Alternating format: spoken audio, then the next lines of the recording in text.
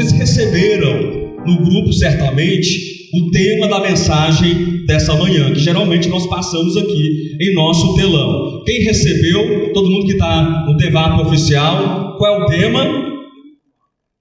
Qual é o tema? Libertos do mal. E é um tema interessante. E aí você perguntaria, mas pastor Josué, é um tema interessante por quê? Porque essa questão do mal é uma questão que tem acompanhado a humanidade já há muito tempo. Essa questão do mal, o tema do mal, é um tema presente, é um tema recorrente em toda a história da humanidade. Então, quando a gente recorre desde, por exemplo, a Grécia Antiga, o período clássico, já se falava a respeito do mal. Já havia uma preocupação da humanidade, dos homens, da racionalização, para saber o que é o mal. Então, ainda que haja palavras, por exemplo, tanto que mais técnicas, mais filosóficas, né, mais rebuscadas, mais teológicas também, como por exemplo, a questão ontológica. Nossa, que palavra bonita, né? Ou para alguns de repente é uma palavra feia, mas o que? A ontologia, a essência, a origem, a natureza do mal. E saibam disso, o homem tem discutido sobre essa questão. Onde está o mal? O mal é uma coisa? O mal pode ser um objeto, pode ser de repente visto, tocado, a gente pode conversar com o mal, ele é uma pessoa. Então essas questões não são novas. Essa questão da ontologia, da essência, da natureza do mal, ou avançando muito mais ainda na própria história da teologia ou da filosofia, a gente pula da antiguidade da Grécia e vai até na modernidade. Nós temos, por exemplo, um filósofo alemão chamado Leibniz, que falou sobre a teodiceia, que é a questão do mal e como Deus ele se porta, como Deus ele age ou reage, sendo ele onipresente, onisciente, ou um Deus também bom. Como é que Deus ele reage e age em relação ao mal? Então vamos percebendo que ao longo da história da humanidade há uma preocupação em relação ao mal. Seja uma preocupação técnica, uma preocupação filosófica, religiosa, teológica, mas há também outras maneiras do ser humano falar ou se preocupar em relação ao mal. Quer ver uma coisa só? Eu sei que vocês já escutaram esses exemplos que eu vou compartilhar com vocês aqui dezenas ou talvez centenas e centenas de vezes. Existem grupos de cristãos que falam o seguinte: o mal ele é definido, o mal ele é categorizado, o mal é classificado da seguinte maneira: o mal é a falta de prosperidade. Quem já escutou isso alguma vez? O mal é a falta de prosperidade. O mal é um caroço. Sabe aquele caroço que fica bem aqui nas costas? Quem já teve alguma coisa desse tipo alguma vez? Então o mal está aí. Então você pode localizar, você pode pegar esse mal, ou você pode verificar, porque você não tem um carro do ano, você não tem a casa própria, você não viaja, né, costumeiramente para Miami, você nunca foi para o exterior, você não tem dinheiro. Então nós iremos fazer uma campanha de libertação para tirar o quê? Tirar o quê? O mal da sua vida. O mal é classificado externamente, mas há outras maneiras também de classificar o mal. Quer ver uma coisa só? O mal é o cumprimento ou a falta do cumprimento da roupa que as irmãs usam. Quem está entendendo? Quem está entendendo? Dependendo se estiver acima do joelho, então isso é o quê? É o mal. Então, o que tem que ser feito? Nós precisamos de 10 centímetros abaixo para que cubra o joelho, para que o mal seja coberto, para que o mal seja vencido. Então nós escutamos aí dezenas de vezes sobre isso, que o mal é a roupa, que o mal é a comida, que o mal, ou pelo menos o mal está na comida, na bebida, nos costumes, no cabelo. O mal está nessas coisas. E é muito fácil, muito simplório, na verdade, nós fazermos e promovermos esse reducionismo. A gente então entrega a oferta, compra a pedra sagrada do Moriá por 10 mil reais, e aí a gente entra numa roleta, na verdade, entra aí num jogo. Alguns ganham esse jogo, sim ou não? A grande maioria não ganha esse jogo, e aqueles que ganham esse jogo, a gente então entende que o mal foi tirado da vida daquelas pessoas. E os outros dizem: não. O mal está na roupa, o mal está na comida, o mal está no lugar que você frequenta, o mal está na bebida. Então, vamos tirar todas essas coisas e o mal será vencido. Queridos, mas hoje, nessa manhã, Deus trouxe a gente aqui não para falar sobre campanha da prosperidade, não para falar sobre as pedras do Moriá, não para falar sobre uma libertação, sabe, da falta de dinheiro, embora nós possamos trabalhar, vencer e superar inúmeros obstáculos. Deus nos trouxe aqui não para falar sobre comida e bebida, sobre dia da semana, não, mas Deus nos trouxe aqui para falar que existe sim algo com o qual nós precisamos nos preocupar. Existe sim um tipo de mal com o qual nós devemos nos preocupar, e não apenas devemos nos preocupar, preste atenção nisso, nós precisamos entender que nós fomos libertos desse mal e que nós ainda estamos sendo gradativamente libertos desse mal. Quem entendeu pelo menos a frase, diga amém. Pastor, não vou dizer um segundo amém, porque eu não sei do que se trata, mas tenha paciência, não vou te enrolar, não estou te enganando não. Vamos abrir as nossas Bíblias no livro de Mateus, e eu vou aproveitar a luz que eu tenho aqui, e hoje a gente vai usar a Bíblia inclusive, né, queridos? Viu, Henrique? Hoje você está desempregado. Mateus capítulo 6. Eu quero ler com vocês do versículo 9 até o versículo 13. Qual é o tema da mensagem dessa manhã? Libertos do mal. Você pode repetir? Libertos do mal. Eu vou ler mais devagarzinho, tá? Se eu trupicar na leitura, vocês me ajudem, pode ser? Pastor, está errada a leitura, vocês me ajudem? Vamos lá. Portanto, vós orareis assim: Pai nosso que está nos céus, santificado seja o teu nome, venha o teu reino, faça-se a tua vontade, assim na terra como no céu.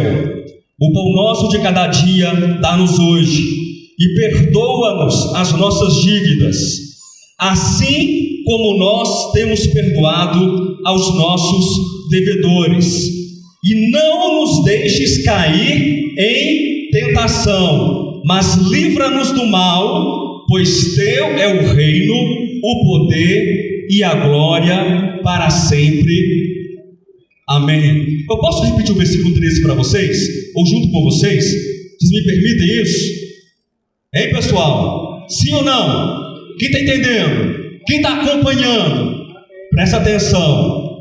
Olha o que o texto diz: oração de Jesus, ensinando o modo como nós devemos orar. E quase já no encaminhamento da conclusão, do fechamento da oração, esta oração que é chamada a oração do Pai Nosso, que pode também ser entendida como a oração do reino. Por que a oração do reino? Quem é que sabe? Porque a oração do reino, olha só, olha o versículo 10. O que diz o versículo 10? Venha o quê? O teu reino. Esta oração é uma oração de conclamação. Esta oração é uma oração de convite. Esta oração é uma oração de aproximação do homem para com o seu Criador, para com o seu Deus, para com o seu Pai. É uma oração de centralização, de anunciação, que existe e sempre existiu um reino que precisa ser manifestado, entendido e reconhecido em nós. É a oração do reino. E no versículo 13, é muito interessante esse versículo, que Cristo nos ensina nesta oração do Pai Nosso, nesta oração do reino, a fazer também esse pedido. Pastor, que pedido é este? E não nos deixes cair em tentação. E não nos deixes cair em tentação. Lembra que eu disse para vocês que o mal que será dito aqui, ou o combate do mal que nós trabalharemos nessa manhã, não é o suposto mal de se libertar do caroço, ou o mal de ganhar dinheiro porque não tem, e a gente vai conseguir uma libertação desse mal, mas o próprio Cristo nos esclarece: não nos deixes cair em tentação. E o que vem posteriormente é muito importante, presta atenção nisso. É importante, é indispensável, porque é a explicação. Pastor, mas que mal é esse? Ou, na verdade, que tentação é essa? É algo muito específico. Não nos deixes cair em tentação, mas livra-nos do mal. Aí nós temos uma explicação aqui. Pois, presta atenção, está na sua Bíblia aí o pois? Pois teu é o reino. Que mais? O poder e a glória para sempre. Amém. Queridos, a proposta da temática dessa manhã é que nós entendamos, ou que na verdade nós possamos novamente ser relembrados, porque eu sei que vocês sabem disso, mas é algo tão importante, é tão angular, sabe? Isso é um texto angular, ele mede, é um texto que a partir dele a nossa vida ela é modificada. É um texto angular, essencial, fundamental, que a partir de um texto como esse, tudo que nós fazemos enquanto serviço, enquanto ação, enquanto cântico, enquanto oração, tudo depende da compreensão, tudo depende do entendimento desse texto. Não nos deixes cair em tentação, mas livra-nos do mal. Pastor, que mal é esse? É o mal de nós usurparmos o reino, o governo, a posição, a soberania, o senhorio, a autoridade de Deus.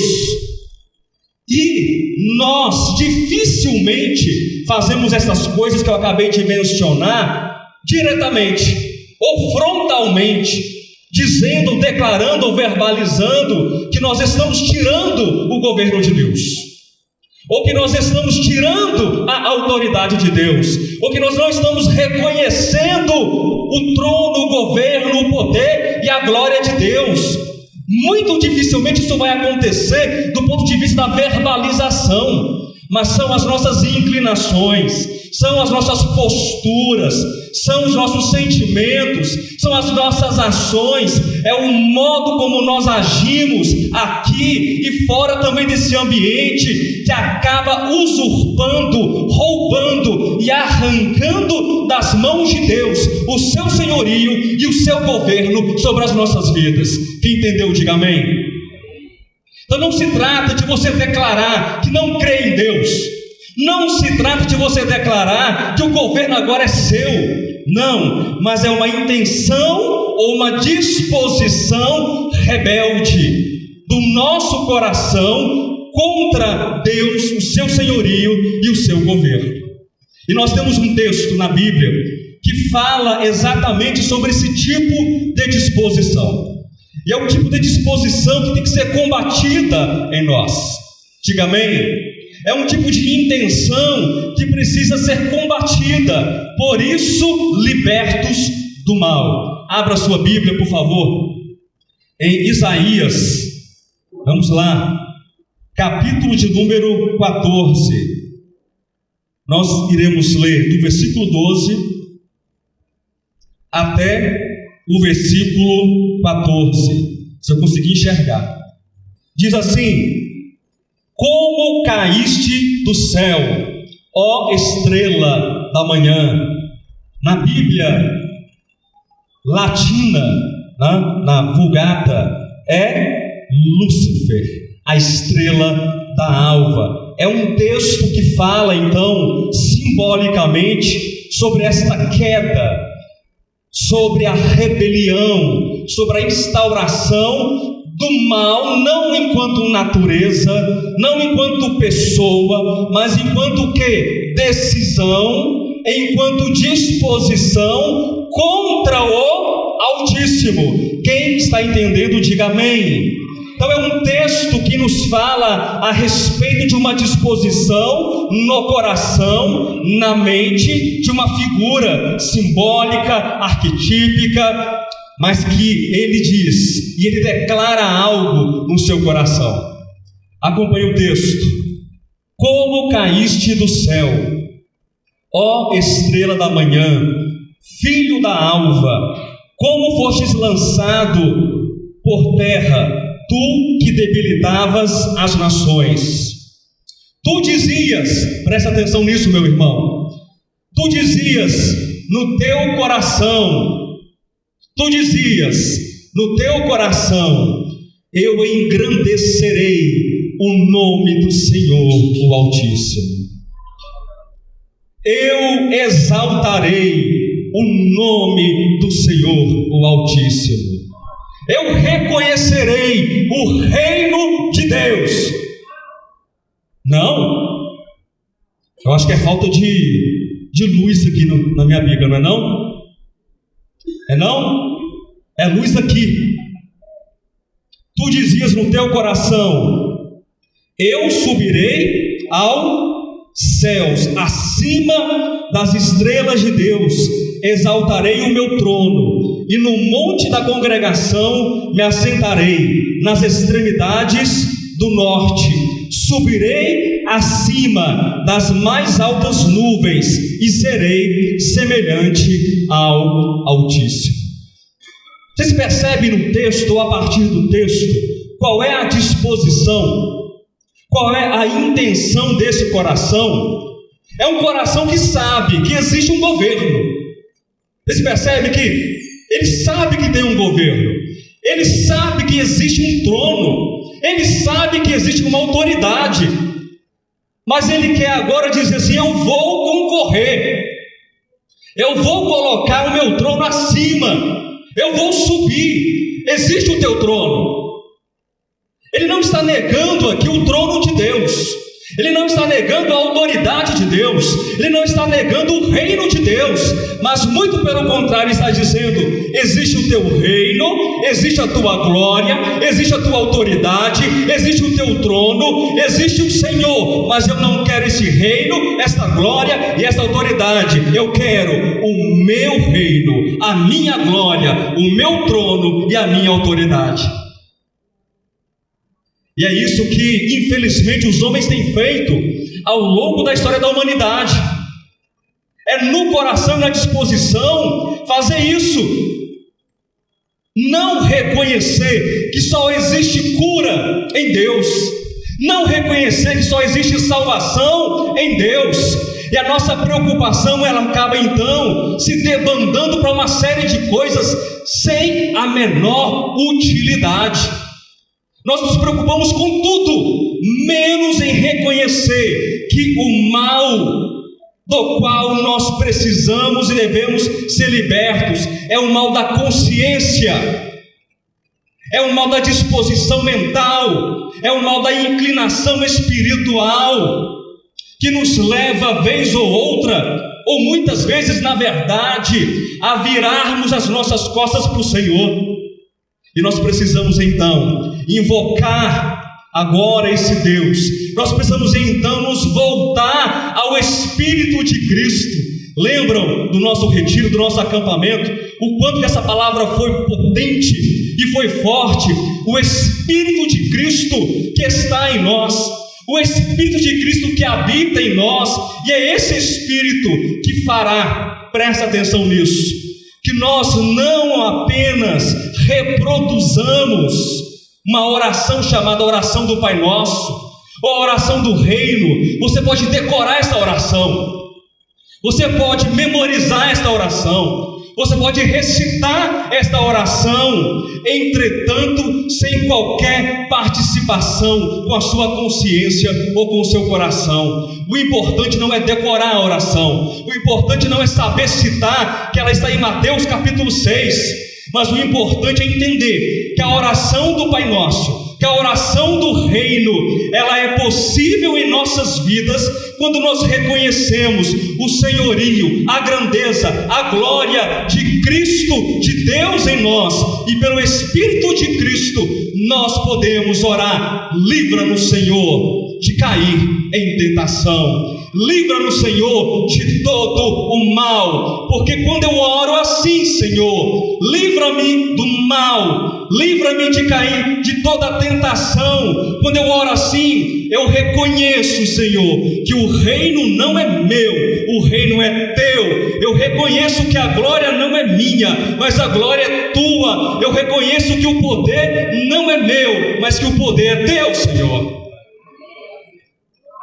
E ao reconhecer que o reino é de Deus, e ao reconhecer que a glória, que a manifestação é de Deus, que o poder é de Deus, nós então entramos na oportunidade da graça.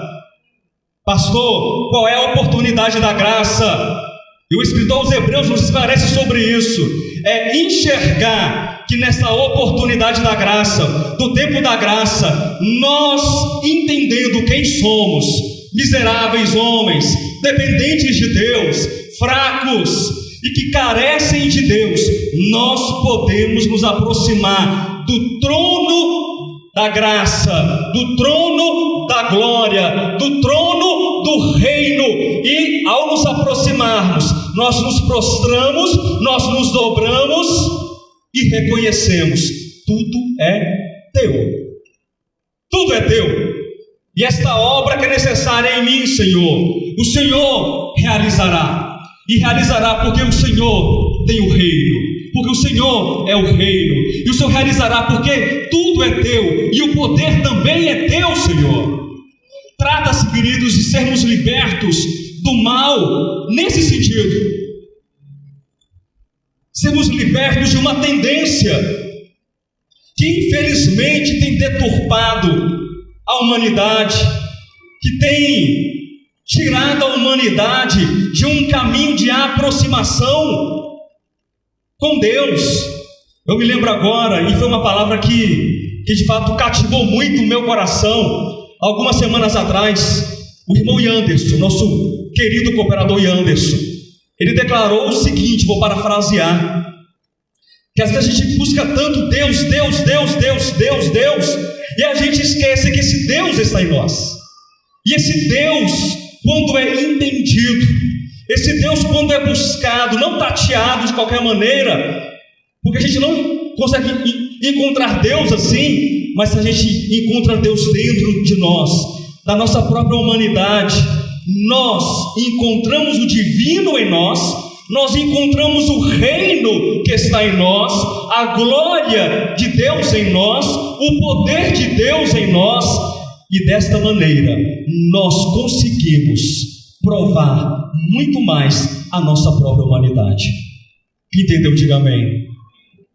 Então, ser liberto do mal trata-se, na verdade, de reconhecer a grandeza, o reino, a autoridade, a soberania, o trono, o governo e o reino de Deus.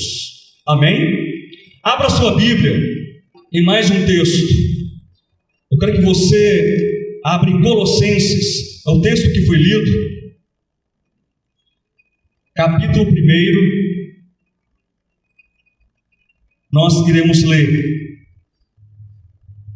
versículos 13 e 14. Ele, Deus, nos libertou do império das trevas e nos transportou para o reino do Filho do seu amor, no qual temos a redenção, a remissão de pecados. Preste atenção. atenção nesse texto, vamos gastar, vamos investir um tempo necessário nesse texto aqui. O que diz o texto? Ele nos libertou. Não foi à toa que o tema da mensagem dessa manhã foi escolhido dessa maneira. O texto diz: Ele nos libertou. O tema de hoje diz: libertos do mal. E o texto diz: nos libertou do império. Do império do que? Da luz? Do império das trevas. Porque em trevas, ou nas trevas, o homem está afastado de Deus. Sim ou não, pessoal? Porque em trevas ou nas trevas, o homem ele é inimigo de Deus. Sim ou não? Você já viu alguém em treva, consumido pelas trevas, querendo amizade com Deus? Querendo conversar com Deus? Puxa uma cadeira aí, Senhor, vamos conversar, vamos trocar uma ideia, vamos bater um papo aqui. E como é que é essa questão de reino mesmo? Como é que é o teu reino? Já viu alguém fazendo isso? Com um coração trevoso, um coração completamente preso? Não, isso não é possível. Mas o texto nos diz que há uma libertação. Diga glória a Deus. O texto diz que existe um caminho. O texto diz que existe uma forma para que nós nos aproximemos do Senhor. Qual é a forma? Libertação. E essa libertação não está em nós, no sentido de que o humano, o braço mortal adquire essa libertação, mas é Deus. É Deus quem nos liberta do império das trevas. Aí acaba aí. Ele te liberta do império das trevas. Ele tira você do império da escuridão. Ele tira você do império das trevas e deixa você ali, num cantinho, sentadinho. E aí bate a mão no seu ombro. Agora, ó, tudo bem, agora está tudo resolvido. Agora você se vira, meu camarada. Não, você se vira. O que eu podia fazer por você eu já fiz.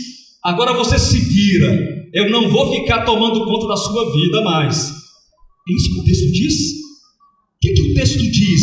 Esse mesmo que liberta do império das trevas, qual é uma outra ação? Qual é um outro fenômeno que acontece aqui? Lê na sua Bíblia, me ajuda aí. Ele faz o quê? Ele transporta. Ele libertou. E ele não apenas libertou, ele também transportou. Diga amém. Pastor, mas vou dizer amém para quê, pastor? Não sei nem para onde. Então eu vou completar o texto para você. Ele transportou. É uma questão de reino. Presta atenção nisso. Transportou para o reino do Filho do seu amor. Glória a Deus. Porque Deus, Ele sabe que somente agora na atmosfera, que somente agora no ambiente do reino do Filho do seu amor, toda parte trevosa, toda a inimizade, toda a crueldade, toda a separação, todo o distanciamento, toda a rebelião que está no coração do homem será o quê? Tratada, será vencida, será dizimada, será extirpada pelo próprio Espírito de Cristo, Salvador, antídoto, cura que está dentro de nós. Diga amém. Então ele liberta do império das trevas e ele transporta para o reino do Filho do amor. E nesse reino, você pergunta, o que tem nesse reino então? Porque o tema da mensagem é libertos do mal. E esse mal é o mal que nos afasta, é o mal da consciência, da rebelião. O que tem então nesse reino capaz de curar o homem? O que diz o versículo seguinte, queridos? Você pode me ajudar? Nós temos o que nesse reino? Nós temos o que nesse reino do Filho do seu amor? Nós temos a redenção. Nós temos a remissão de pecados. Então você quer desfrutar de redenção? Quem quer desfrutar de redenção? Você quer desfrutar da remissão completa e plena de pecados? É isso? Já aconteceu em Cristo e continua acontecendo em Cristo. Somente nele nós temos salvação, nós temos redenção, nós temos reconciliação com o Pai. Não pense você que fazer coisas te libertará do mal. Não pense você que uma série de atitudes externas libertará você do mal. Mas somente uma atitude de tomar a oração do reino, de tomar a oração do Pai Nosso como um princípio espiritual, como um princípio de vida em que o Espírito de Cristo te coloca, te impulsiona, te faz falar: Senhor, me livra de cair dessa tentação, Senhor, porque eu reconheço que o teu reino, Senhor, está em mim, e por esse reino eu quero viver. Eu reconheço que o teu poder está em mim, e por este poder eu estou sendo liberto. Glória a Deus por isso. E eu me lembro agora desse momento também do batismo que aconteceu no domingo passado. Quem estava presente no batismo? E uma das falas que foi apresentada, até antes mesmo, eu conversava com os batizandos dizendo assim: o batismo que vai acontecer daqui a pouco não é algo para trazer para você fé. O batismo não vai purificar os seus pecados. O batismo não vai trazer salvação para você. Mas o batismo, ele é um reconhecimento. O batismo é um momento em que, como uma fotografia pública, nós declaramos e reconhecemos que Deus é o Senhor das nossas vidas, que Cristo é o nosso Salvador. A oração do Pai Nosso, a oração do reino, ou a repetição desse versículo, do versículo 13, deve ser uma sinalização para nós. Diga amém. Deve ser apenas um lembrete para nós. Diga amém. Mas um lembrete e uma sinalização para quê? Para que nós entendamos e sejamos lembrados que o reino é de Deus. Amém? Porque muita gente, queridos, muita gente tem esquecido que o reino pertence a Deus. Você sabia disso? E na igreja isso acontece o tempo todo. Muita gente escuta e acaba esquecendo. E uma das preocupações da mensagem dessa manhã é exatamente essa: é perguntar, e eu pergunto isso para mim no primeiro momento, e trago também essa pergunta para os irmãos: o que é que nós temos feito com a oração do reino? O que é que nós temos feito com a oração do Pai Nosso? O que é que nós temos feito com uma declaração como essa, do versículo 13 do capítulo 6 de Mateus? Qual é a nossa ação? Não, pastor, porque Deus é muito bom, porque Deus é o reino, porque Deus tem o poder, e a gente reconhece, mas daqui a pouco a gente vive como se não soubesse, ou como se não reconhecesse essa grande, não apenas verdade, essa grande revelação do universo. Você quer alguns exemplos bíblicos de como isso acontece na humanidade? Você quer? Pode ser? Quem se lembra aqui do episódio registrado em Daniel, capítulo de número 2, quando o rei Nabucodonosor teve um sonho, na verdade, e Daniel interpretou o sonho do rei Nabucodonosor. Quem se lembra desse capítulo? É um capítulo que todo mundo já leu. A igreja, escola dominical, então, muita escola dominical já ensinou Daniel capítulo 2, a interpretação do sonho do rei Nabucodonosor. Quem se lembra do sonho aqui que o rei teve e foi interpretado por Daniel? Quem lembra? O rei sonhou com o quê? Uma estátua com a cabeça de quê? De ouro, aos braços fortes igual os meus braços, hein? Braços e peitoral de prata, o tanquinho, o ventre de bronze e os quadris de bronze, as pernas de ferro e os pés, parte ferro, parte barro. Os irmãos conhecem esse sonho, essa interpretação, conhecem o capítulo, e aqui não vai ser uma aula de escatologia. Daniel, então, da parte de Deus, ele interpreta o sonho, dizendo que são reinos, é uma sucessão de reinos transitórios, efêmeros e humanos. Começando com Nabucodonosor, a cabeça de ouro, e vai passando depois, reino após reino, até que também tem no sonho o quê? Uma pedra cortada sem, lembra do detalhe? O auxílio de mãos, e essa pedra é arrojada, é lançada contra os pés da estátua, que se torna pó, e vem um vento e dissipa então aquele pó, outrora estátua. Eu não sei quantos de vocês já prestaram atenção em um detalhe importantíssimo nesse texto. Pastor Josué, qual é o detalhe? Depois que Daniel interpreta o sonho do Nabucodonosor, qual foi a reação de Nabucodonosor? O que é que se lembra da reação de Nabucodonosor? Eu não acredito nesse sonho, não concordo com esse sonho, nada disso é real, você é um mentiroso, Daniel. Foi essa a reação? Quem se recorda da reação? Louvado e engrandecido seja o Deus de Daniel, o Deus que revela. Então é como se Nabucodonosor estivesse, então, naquele momento, preste atenção, reconhecendo de fato, de quem é o trono? Do Deus de Daniel. De quem é o reino? Do Deus de Daniel. De quem é o poder?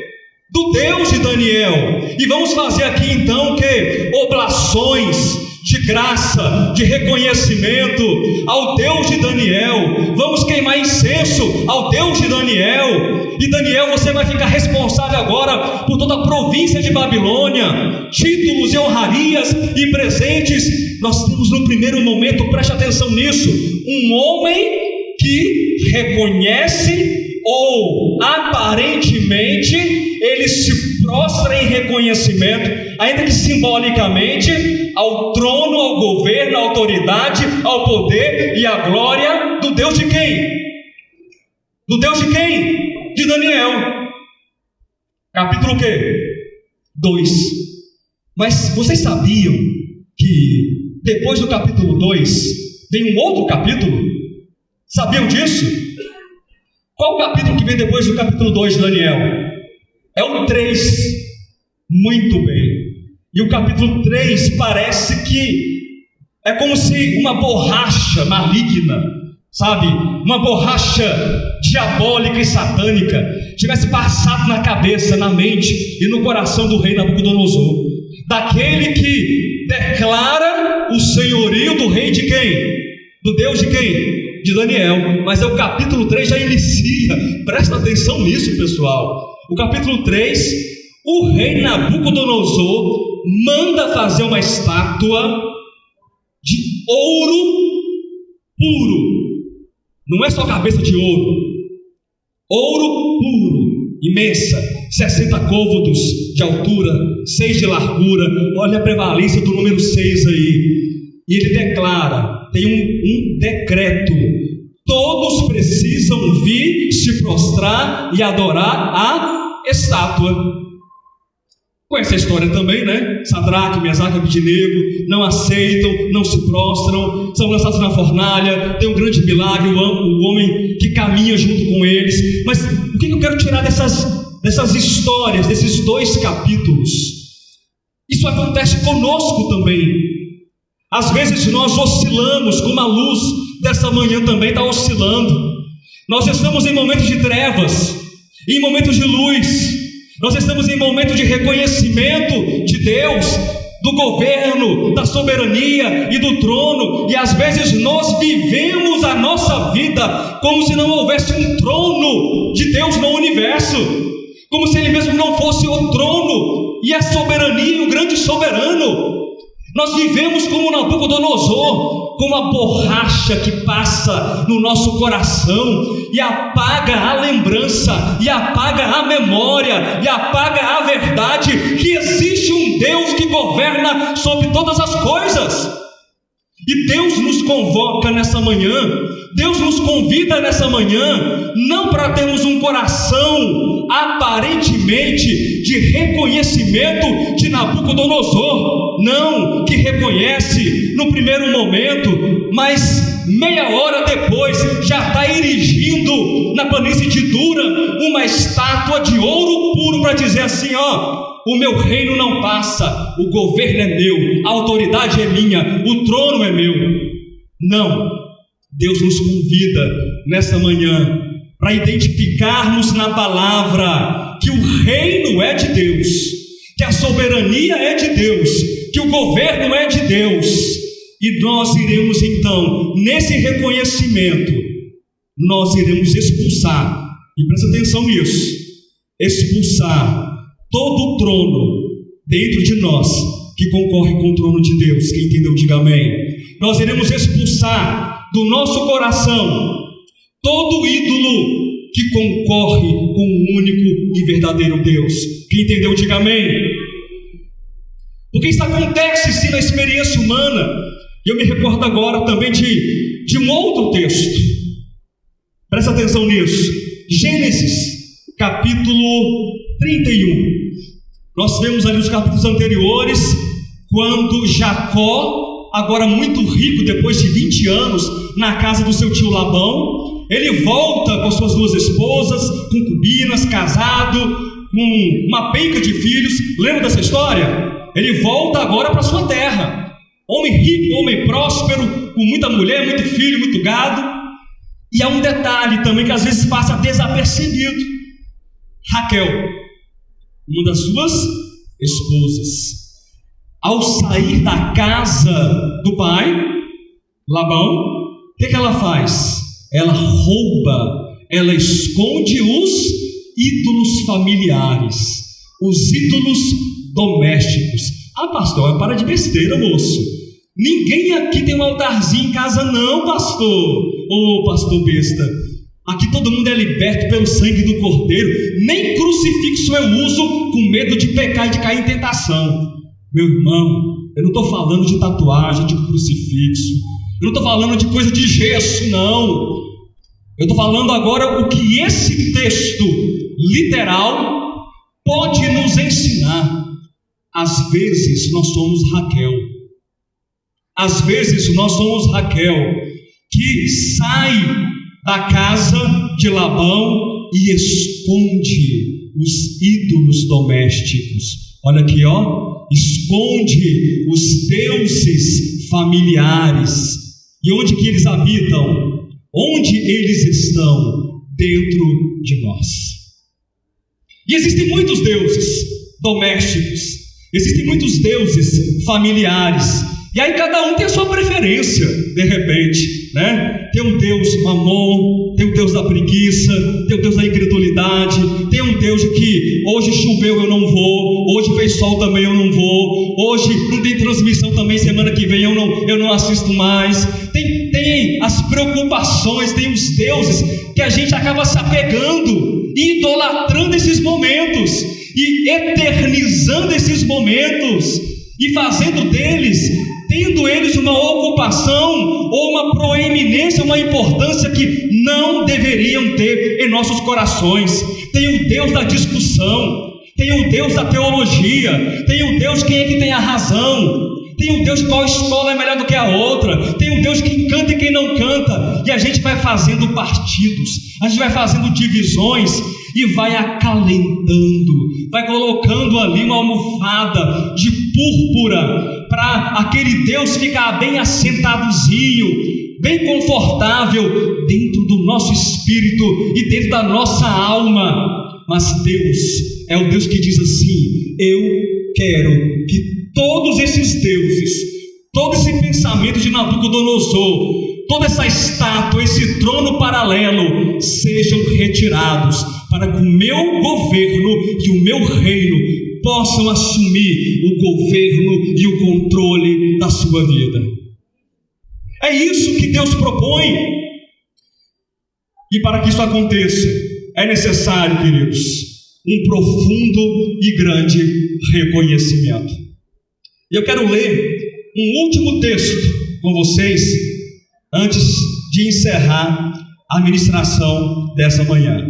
Abra sua Bíblia no primeiro livro das Crônicas, capítulo de número 29, que às vezes nós permitimos ou promovemos em nossa mente, em nosso coração, do nosso reinozinho particular, com o reino absoluto de Deus. E olha que interessante, porque o reino de Deus, ele sempre foi, sempre é, sim ou não? Ou vocês pensam que em algum momento da história ou da existência do universo, Deus olhou e falou assim: a partir de hoje haverá um reino? Não, porque Deus não tem princípio de dias. Amém? Deus não tem princípio de dias. Deus não foi criado, Deus não é criatura, criação. Então Deus é o reino que ocupa todos os espaços e campos e tempos. E é interessante como uma criaturazinha pequenininha como você concorre dentro desse coraçãozinho com o reino de Deus, e ainda acha que tem razão, e ainda acha que está certo. Mas diga não para isso, e diga sim: venha o teu reino, faça-se a tua vontade, e me livra, Senhor, me liberta, Senhor, de cair em tentação, de usurpar, de roubar, de não reconhecer o teu reino em minha vida. E qual é a cura? Reconhecimento. E aí a gente precisa convidar um grande homem de Deus, que vai nos ensinar como isso se processa espiritualmente dentro de nós. Você quer aprender? Quer aprender? Só o Yanderson quer aprender. Deixa eu ver quem mais quer aprender além do Yanderson. Quem mais? Yanderson, Henrique, muito bem. Mais pessoas, todo mundo quer aprender. Andresa quer aprender também. Primeiro livro das Crônicas, capítulo 29. Pelo que Davi, só contextualizando, Davi sabia que não iria construir o templo. Você sabe dessa história, né? Um homem que derramou sangue demais, mas ele preparou tudo para que o seu filho, herdeiro, Salomão, tivesse a condição de construir o templo. E ele deu do seu próprio tesouro pessoal, prata, ouro, bronze, pedras, e grande parte da sua fortuna, e chamou o povo: vamos contribuir para que Salomão depois consiga fazer essa obra. Mas olha que interessante, isso aqui é declaração de reino, de reconhecimento de onde vem ou de onde está a grandeza de Deus. Pelo que Davi louvou ao Senhor perante a congregação toda e disse: bendito és tu, Senhor, Deus de Israel, nosso Pai, de eternidade em eternidade. Meu Senhor é o poder, minha, Senhor, é a grandeza, minha é a honra, minha é a vitória e a majestade, porque eu sou o rei desse pedaço aqui, e quem manda aqui sou eu. Quem manda aqui sou eu. O Senhor quis me ungir, agora problema teu. Não tem gente que é assim? Hein? Quem mandou me ungir? Quem mandou? Agora problema teu, eu sou a autoridade do pedaço. Imagine um homem com posses, imagine um homem com riqueza, imagine um homem com exércitos, imagine um homem com palácio, imagina um homem com autoridade, com governo humano. Imaginou? Agora esse homem, com tudo isso e muito mais, ele vai diante da congregação, ele declara o que pensa, ele declara o que sente, ele declara a sua fé, ele declara de quem é o reino, de quem é o governo e de quem é a majestade. Ele diz o seguinte: teu, Senhor, glória a Deus, é o poder, a grandeza, a honra, a vitória e a majestade. Por quê? Por quê? Porque teu é tudo quanto há nos céus. De quem são os campos? De quem são os campos? Não, pastor, os campos pertencem a quem comprou. Os campos pertencem ao fazendeiro. Os campos pertencem aos agricultores. Os campos pertencem aos donos de terra, aos latifundiários. De quem são as coisas do mundo? De quem tem poder. É isso? Não. Todas as coisas pertencem ao Senhor. Todas as coisas pertencem ao Senhor. Você crê nisso? Você crê nisso? E o ar que você respira? E a força que você tem? E a família? O filho? A filha? A esposa? O esposo? O tempo? Os recursos? Tudo pertence a quem? O que você é então? A palavra que começa com M. O que você é? Você é um mordomo. Olha Davi ensinando. Porque teu é tudo quanto há nos céus e na terra. Teu, Senhor, é o... Queridos, presta atenção. Teu é o quê? O reino de Israel. Piquititinho ali. Aqui, Senhor, tudo é teu. Vou entregar. Aqui eu sou mordomo de Israel. Essa porçãozinha de terra aqui do mapa é de Deus. Que reino é esse aqui? É o reino. Tudo pertence a Deus. Glória a Deus. Teu é o reino, e tu te exaltaste por chefe sobre todos. Riquezas e glória vem de ti. Tu dominas sobre tudo. Na tua mão há força e poder. Teu é o reino, a glória e o poder. Olha, aqui nós nos deparando com Mateus capítulo 6, versículo 13. Teu é o poder, teu é o reino, tua é a força, contigo está o engrandecer, e a tudo dá força. Agora, pois, ó nosso Deus, graças te damos, e louvamos o teu glorioso nome, porque quem sou eu? Meu irmão, pergunta para você. Pergunta aí agora. Pergunta para você, no silêncio da tua alma. Porque quem sou eu? Pergunta. E quem é o meu povo para que pudéssemos dar voluntariamente estas coisas? Porque tudo vem de ti e das tuas mãos tudo damos. Das próprias mãos de Deus, nós damos ou devolvemos aquilo que é da própria mão de Deus. Queridos, isso é reconhecimento.